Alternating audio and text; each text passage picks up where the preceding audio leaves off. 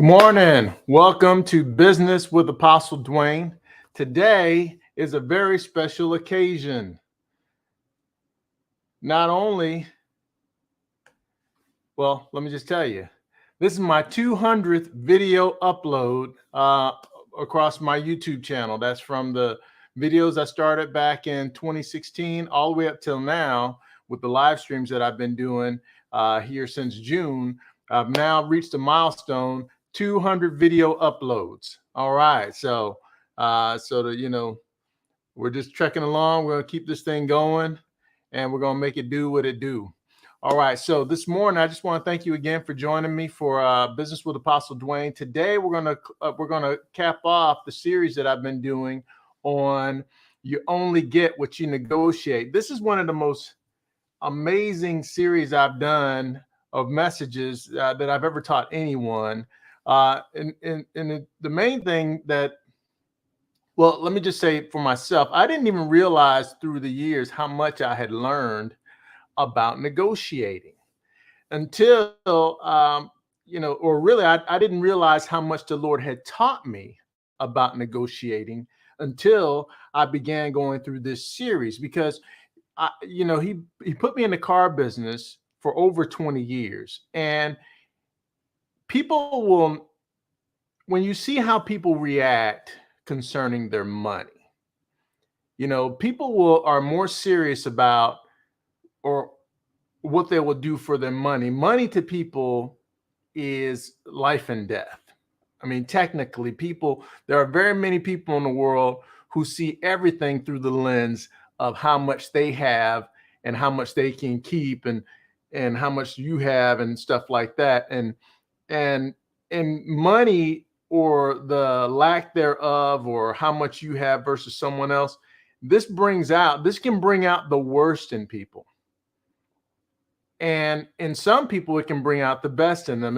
Like, for instance, when I say bring out the worst in people, it's sometimes your situation is desperate, and it may be something needs to get paid, something's about to get cut off, someone needs to, let's say you got arrested or something, you got to pay a bail bonds, or your house is getting ready to be foreclosed, and so you may have all these things going on in the background, and then you have to get some money that you need to pay something or someone, a loan shark, a gambling debt, who knows?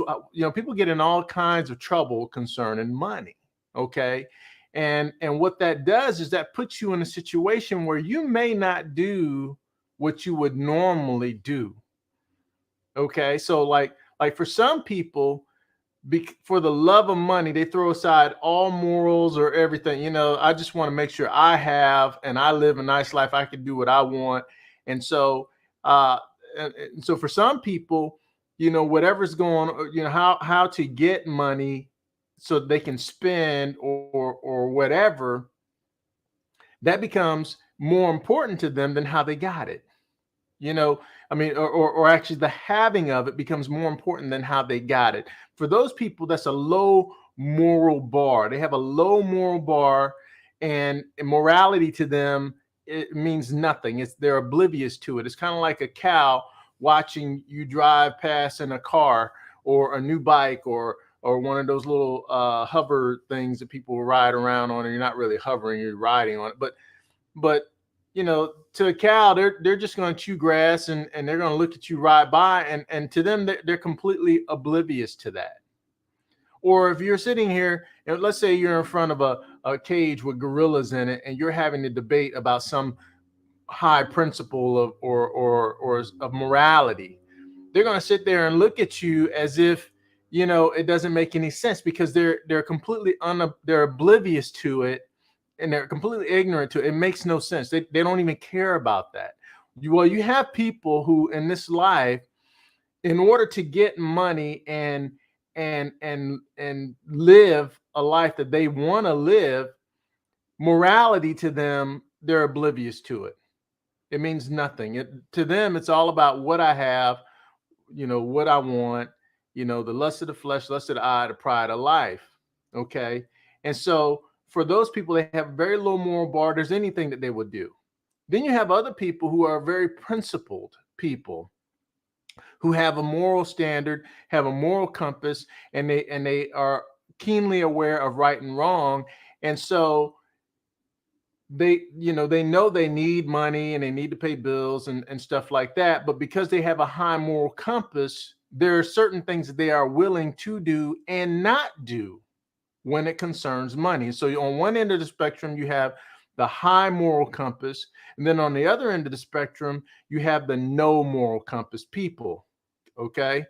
And so in the middle are the situations that determine how low or high your moral compass really is. Okay. And so these are the situations that we find ourselves facing on a daily basis. Do we compromise our high moral standard in order to pay a bill? Do we how low do we go? Do we at some point stop stooping to the lowest level to rise up and turn away from just being an animal? Okay. And so we have these different tensions. There's a tension that we all face, and how you react to that thing in the middle. What happens when you got a high moral compass, but you're in a desperate situation, and then you go on to work that day, and let's say you're in sales, and all you got to do is just cut a little corner or something like this, and this is going to pay you. All you got to do is lie to that customer, and this is going to pay you. All you got to do is turn away from the word of God. So, turn away from being who God has told you to be, okay, in order to get that need met. And so this is a tension where the enemy is always going to work on you. And so I learned this, being that the guy put me in the car business for so long. Okay. I did thousands of meet and greets, thousands upon thousands of meet and greets, thousands of consultations, demonstrations, walk around demonstrations, closing deals and all this other stuff, negotiations. I did thousands upon thousands of these things. And then I taught people how to do them, and I managed them too. So I just didn't realize how much I had learned in that time frame of over 20 years in and out of the car business, until it was all crystallized when I started to do this series. And so now this series, if you pay attention to what I've shown you here, and if you look at all the different things that I've opened up to you, you're going to get some revelation. God is going to take it and open it up to you. It'll be like what I gave you was a nugget, and then he'll just open up the whole thing to you. You know what I mean? It's kind of like a flower. If I gave you a seed, he'll open it up, and it'll blossom into a bloom of flowers. Okay.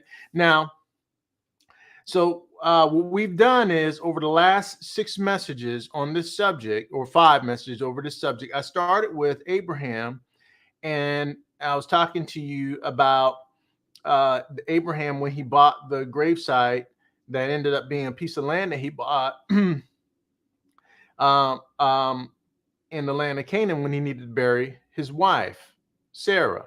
Okay. We started there, and then I moved into this discourse, this relationship between Jacob and his father-in-law Laban, and the wives that he got from Laban, and the children and everything. And so we've, over the last 5 messages, I've gone into a good deal of depth. I think I did 2 on Abraham, and then I did the rest on Jacob. I'm not sure, but if you go back and watch each of these messages, each one of them is very powerful. Now, this one here today, we're gonna read up to almost the end of the relationship, or the interaction between Laban and Jacob. I'm just going to cover the points that are relevant for the message I'm giving you right now. But there's more. You could go into this, and you continue to see negotiations in the whole life of Jacob and his wives and whatnot later. Okay. But I've given you the insight now that you can go and see into these things. When you see these interactions in the scriptures, you have to understand these are real people making real decisions in real time, is the way God has given it to us. And he's showing us what they did. And and not just giving us a moral judgment. He's giving you the actual happened. This is what the situation, this is God's involvement, and this is the people who are involved, and this is what they did and said, and here's the outcome.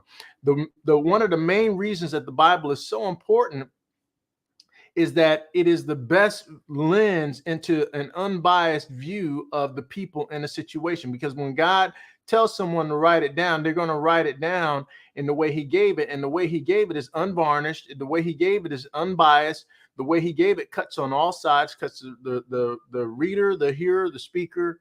It cuts the people who are in there. Everyone gets cut by the scripture. Okay. And so, and to that level, we're all cut down. Well, everyone's cut down at the knees when you come to when you face the word of God. Okay. And so let's go ahead and get into this this discourse between the final discourse that I'm going to cover here between Jacob and Laban. And so when I left off last week, Laban had caught up to Jacob. It took him, Jacob started with a 3-day head start, and on the 7th day is when Laban finally caught up to Jacob. Okay. And we talked about the element of surprise, all kinds of things. And so now we're going to come to this last section. Laban and his relatives have caught up to Jacob. And now Jacob is in verse 36 here, Genesis 31. And Jacob was wroth with and chode with Laban, and Jacob answered him, saying to Laban, what is my trespass, and what is my sin that thou hast so hotly pursued after me? Okay, now let me there's something I didn't cover. So when Laban finally caught up to Jacob, there was something that was mentioned earlier when Rachel, the wife that Jacob wanted to marry, and who wanted to marry Jacob, the original one that he wanted to marry, when Jacob said, okay, we're going to leave, she went to her father's home and stole his household gods, his little idols. He was an idol worshiper. See, another reason why Jacob was able to overcome Laban in this situation with God working on Jacob's side and not Laban's side is because Laban was an idol worshiper. Now here Jacob had been with Laban for at least 14 years by the time he had been done paying for both wives. By the time that first negotiation that I showed you happened, he had already been with him for 14 years. And Laban had seen for 14 years, he had 7 years times 2 to see God blessing the work of Jacob's hands. He had 14 years to see a man who loved God and served the true and living God. He had 14 years of witness before the rest of this stuff happens. Okay. And so here, some 6 years after that, when Jacob finally leaves and then Laban, goes with his relatives to catch him. And now here's this confrontation. And so at the point of this confrontation, one of the things that Laban was upset about was he felt that Jacob had stolen his idols, his household idols. But it turns out someone from his party did do it. It was the wife who was actually mistreated by her own father. See, in the situation with Rachel loved Jacob just like Jacob loved Rachel, and Rachel wanted to marry Jacob just like Jacob wanted to marry Rachel. Rachel knew that Jacob was working for 7 years to marry her, but she ends up being the second wife. Laban not only stole the 7 years that Jacob had paid him in advance for her dowry, but then Laban took her older sister and put her in to the marriage bed with Jacob and kept Rachel out, and thereby made her the wife number 2 instead of wife number 1. And so I can guarantee you Rachel was unhappy about that, especially because she had to wait for her sister to be married to her man and for a whole week before she could finally get married, something she had been waiting to do for years. Okay. And then the man had to work an extra 7 years to pay for her twice. So Laban had done a good amount of dirt to a number of people in these circumstances. He didn't have really any allegiances left by the time he had violated everybody. For instance, the older daughter here, instead of her being, esteemed and valued as a wife, instead of him finding a husband for her, he tricks a man into marrying her. And then she goes along with it. Maybe she was in love with Jacob. I don't know. But she willingly went along with that situation and pretended to be her sister. She pretended that night when she went into the marriage bed, she had the veil on and she laid down and was unclothed and had consummated the marriage with Jacob, knowing that she wasn't the one that he had worked all that time for and that he wanted to marry. So he or she was a willing participant. And so he violated his older daughter, he violated his younger daughter, and just as a father, the way he handled these girls was like they were just bargaining chips. Okay. And so Rachel, the younger daughter, who was the first wife, who was the one that Jacob was actually in love with, she stole his household gods on her way out. On her way out of there, it was kind of like when the children of Israel left Egypt and they spoiled Egypt, they took all the stuff. Well, on the way out, knowing he didn't have the real God, she took his fake ones too. Okay. And so when Laban finally caught up to Jacob, he was upset that Jacob had left the way he did. Right. And which I covered that in the last message. He was like, here you've taken my daughters and all these other things from me. And then at the same time, then the last thing he says, and why did you take my gods? Why did you take my household gods? And so he and Jacob said, well, I don't know anything about that. Search all our stuff. And if anybody has it, that person, shall die or whatever. I don't remember what he said, because I didn't put in the notes here. But the point is, so Laban, he went and searched all their stuff, and Rachel hid it under her. She said she was on her menstrual, and so she hid it under something she was sitting on, and she couldn't get up. And so he looked everywhere but there. Okay, and so he came up empty-handed. And so now this is the setting. This is the setting where Laban is now coming up to Jacob, or where Jacob is now responding to Laban.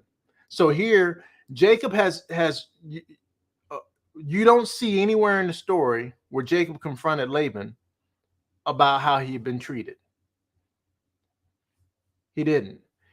Okay, you got over me on the first 7 years. Now I got to wait for 7 more years to marry my second wife. You don't see anywhere in there. And then you see at the time he finishes up his second 7 years, he says, okay, now Laban, it's time for me to go, to go back to my father's country. And so then Laban says, well, what does he say? He says, oh no, don't go now. I've been so blessed because of you. And here he giving the man nothing. And Jacob says, well, man, I got to provide for my own family now. I got 2 wives, however many kids, and 2 concubines and however many kids from them. He said, I can't keep working for you for nothing. And so that's when Jacob negotiated his first deal. And that's when this whole thing gets set up, where Jacob starts to turn the tables. And so here finally, after Jacob is gone, and after Laban has caught up to him, and then after Laban has searched his stuff and not found what he was looking for, now Jacob is finally getting the chance to tell Laban how he feels. Now, I want you to understand something here. I want you to notice something. This did not happen while Jacob was in Laban's country, amongst Laban's family and amongst Laban's brethren. Jacob did not negotiate this thing with Laban and confront Laban at a time when Laban had all the money either. See, Jacob at this point is now on a footing where he can stand. He's in a neutral place. He's got his own, whoever knows how many servants and people with him. He's got his own family, his own money, and he's independent. Okay. And so here Laban is coming after Jacob for doing something that Jacob was rightfully able to do. It was Jacob's family and it was Jacob's stuff. He could leave anytime he wanted. It's just like if you live in a state where it's an at-will work state, you can quit and they can fire you. at any point in time. Okay, you have the option to take your skill and talent and ability that may have grown under their business. You have the time to you have the option to take that with you somewhere else and put it to work for someone else or for yourself. And so here Jacob is finally on the equal footing where he can confront Laban and be in a position of strength. One of the main things you have to understand whenever you go into negotiation is you never want to negotiate from a position of weakness. A position of weakness is a very poor situation to negotiate from, and you have to figure out a way to turn the tables on whoever it is that you're in negotiation against in order to not lose in that situation. Because what's happening is you're already in a bad situation. It's kind of like being surrounded by a bunch of mobsters, and then they give you an option to go do something. The option is do it or you're going to die. And so that's not a good position to be arguing in. Okay. And so many times we're not focused on making sure that we go from strength to strength. Okay. You want to go from strength to strength or weakness to strength and then strength to strength. Okay. It's a process. You want to always be engaging in the process of moving up and getting stronger. And so that way, when the time of negotiation comes, you're on better footing. And so let's go ahead and get into these verses here. And so Laban searched all his stuff and he didn't find anything. And so now, and Jacob was wroth and chode with Laban. And Jacob answered and said, Laban, what is my trespass? What is my sin that thou hast pursued after, that thou hast so hotly pursued after me? He knew what he had done. He had stolen away with his wife and kids. Okay. Whereas thou hast searched all of my stuff, and what hast thou found of all thy household stuff? Set it here before my brethren and thy brethren, that they may judge between us both. And so Laban came up empty. He didn't have anything. Okay.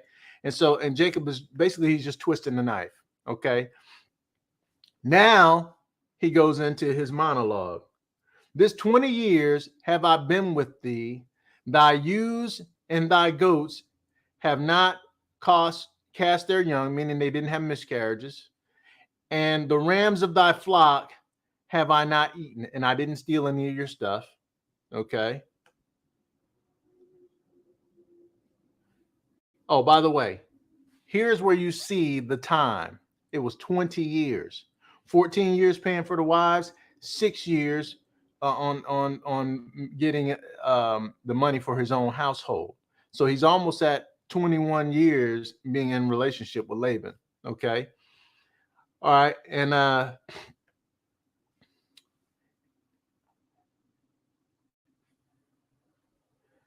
okay, so this 20 years have I've been with the thy ewes and thy goats have not cast their young, and the rams of thy flock have I not eaten. That which was torn of beast, I brought unto thee. I bore the loss of it. Of my hand didst thou require it, whether stolen by day or stolen by night. And so he said, whenever an animal was killed by a wild animal or anything, I brought it to you, and you made me pay for it. You didn't let me get off on anything. Okay. And it didn't matter if it happened during the daytime or the nighttime. You never gave me any mercy. Okay. Thus I was in the day of the drought consumed me, in the frost by night, and my sleep departed from mine eyes. So here I was in the heat of the day, in the freezing winter, and even when I couldn't sleep. Okay. Thus have I been 20 years in thy house. So basically, you treated me like a slave for 20 years working for you. I served thee 14 years for thy 2 daughters and 6 years for thy cattle. And thou hast changed my wages 10 times. So whenever, that was one of the reasons why, the Lord moved me around to so many different dealerships, or that was the thing that would cause me to move. When you start to mess with my money, there's a lot of dealerships that they don't just steal from the customers, they steal from the people. There's a lot of businesses like that. I keep saying dealerships, but you have to understand business is business. Okay. You got people who have a low moral compass and a high moral compass. and then the money's right there in the middle. And so determining how they're going to get the money or determines what they are willing to do and not to do. Good companies that have a high moral compass, they breed customers. You look at Chick-fil-A, one of the most successful businesses in the world, and especially among restaurants. They're the only restaurant in the world that has a drive-through that is a donut. I mean, it's a drive circle. They have to put up cones and things. They have to have people come and stand outside with headphones and microphones on to walk 20 cars down before they can get to the box, because they deliver a level of service that other people aren't willing to do. You see, that's they're focused on the human element so much so that informs the way that they do the business. That informs the way that they make the food. That means that your food is always hot and fresh and crispy on that chicken sandwich or the chicken salad. I mean, and the seasonings are perfect. I mean, I've never been to Chick-fil-A and had a bad food experience. And in the one time that I went through their drive-through, this happened to me twice.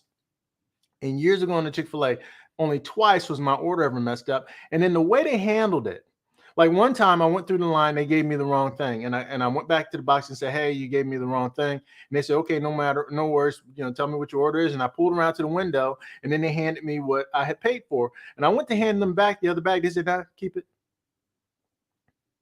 That would happen twice. It happened twice. They didn't ask for it back. They just keep it, And so, the point that I'm making is there's a way of even being right when you're wrong. But some people with a low moral compass, it doesn't matter what you do, doesn't matter what they do, they're never going to change or admit they're wrong. It's your job to see who it is that you're dealing with based on the actions. What actions do they do? Like I told you in one of the earlier broadcasts, when we were talking about this, especially in the one where we're talking about Jacob, you have to look. You have to look and see what people tell you, by their actions. Okay. And so here he said, thus I've been, and you change, for 20 years I worked for you and you treated me that way, even though I was married into your family. Okay. And then, except the God of my father, the God of Abraham and the fear of Isaac had been with me, surely thou hadst sent me now away empty. Except you were afraid of God, except you're afraid of your father-in-law, and except you're afraid of my father, you would not have, you'd have sent me away with nothing. You'd have taken everything and sent me away with nothing.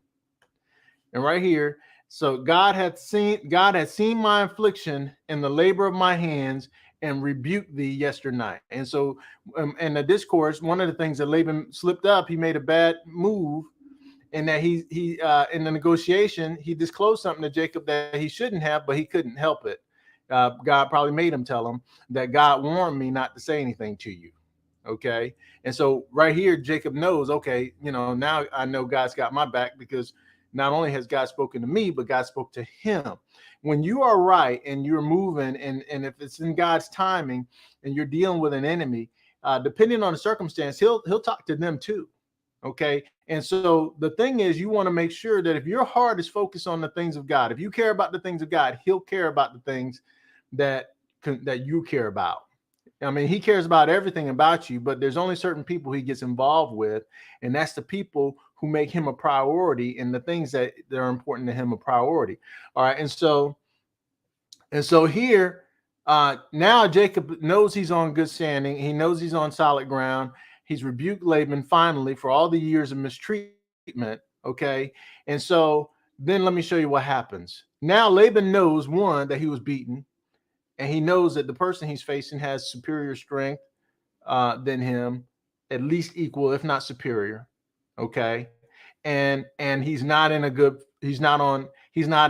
good footing to where he can control the outcome. And so what does he do? He proposes a covenant. A covenant is like a treaty on steroids. A covenant in those days, in a biblical covenant, I was watching a man, Myron Golden, teach about this not too long ago. This was a thing where they would cut each other's hands and they would mingle their blood. It was a blood oath. It's now a family bond that's closer than a family member. it's a blood bond that they make, and they slay two animals and they stay between the animals, and they say, if I don't fulfill the covenant, let what's happening to this animal behind me happen to me. And the other person saying the same thing. And so they're committing to be in bonds to help one another and to not hurt one another at the point of death. I mean, it was a covenant that it was a contract basically on steroids. And so here, now that he finally recognizes that the strength in David, the strength in Jacob, now he proposes a covenant. I told you earlier on that two countries, if they're unequal, the two countries, they won't, the stronger country is going to dominate the weaker country. That's the same thing in businesses and whatnot. You have to be on equal terms or equal footing to have equal terms in a negotiation or in a discourse, unless the law is on your side that mediates in the middle. Okay, now I'm a little over on my time. I only run these for 30 minutes, but I want to go ahead and finish this up. So now watch this here. And Laban answered and said unto Jacob, these daughters are my daughters, and these children are my children. And these cattle are my cattle, and all that thou seest is mine. And what can I do this day unto these my daughters, unto their children, which they have borne? He admitted he was defeated. First of all, his heart didn't change. He still feels like everything Jacob has is his, that he don't owe Jacob anything. But he admits here that he's powerless to change the situation. And the reason he was powerless to change the situation is because Jacob had the power to maintain the situation, regardless of what he wanted. And so he relented. And then he says right here, now therefore come thou, let us make a covenant, I and thou, let it be for witness between me and thee. And so he proposed the covenant. Okay. All right. So this is the end of this is as far as I'm going to go with this series on business, on negotiation.